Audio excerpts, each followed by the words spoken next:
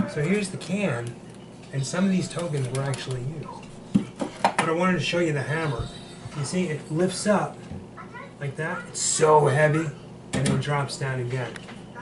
And then it drops on the coins right there. Yeah, it just drops down, and it snaps that little lever, and that creates the indentation. That's so cool. Yeah.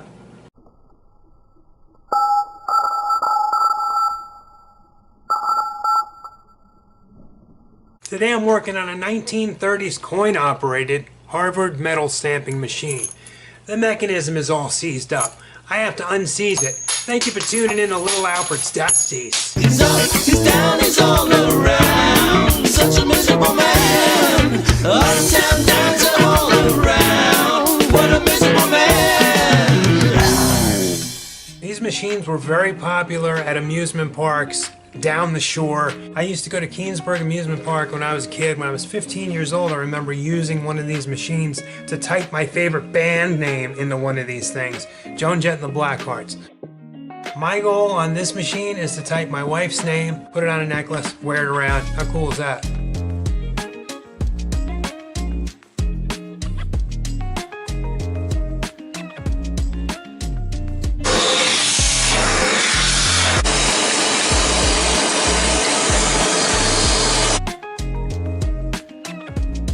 Because this mechanism has sat for so long, and I don't know exactly how long, it's frozen. It will not engage with the levers at all. So I'm hoping to loosen it up with this Gojo. I really don't want to pull the mechanism unless I have to, but if I have to, I'll pull the mechanism.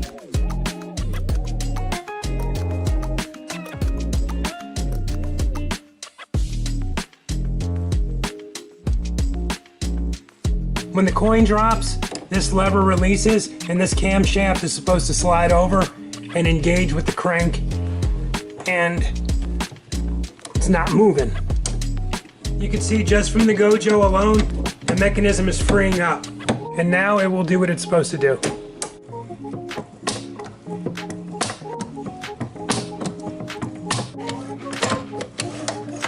I did a little customization on this machine, just a few things. I added a little bit of red around that. I added this frame around the mirror. I touched up the red paint in the directions there. I made this 10-cent emblem out of wood and then painted it. And then I added this glass so that you could see inside. Just some little touch-ups here and there, adding the red inside here to make it pop. It seems that this machine would have originally been placed in Donald's Playland. I have no idea where that is. I bought the Harvard metal stamper at a local antique store, and I was lucky that it came with some of these tokens inside so that I could actually test it out.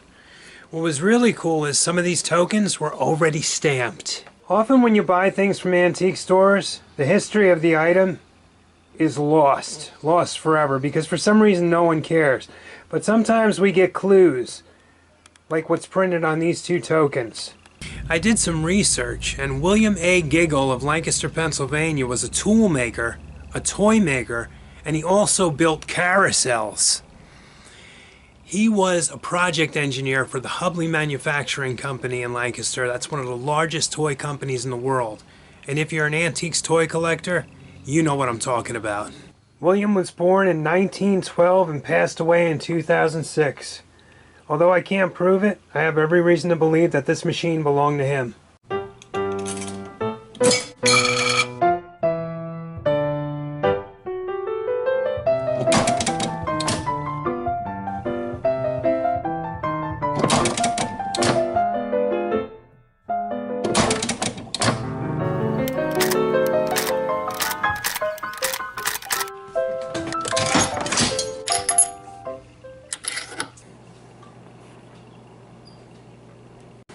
Okay, now I'm going to tip it back a little bit, and then we're going to get it up.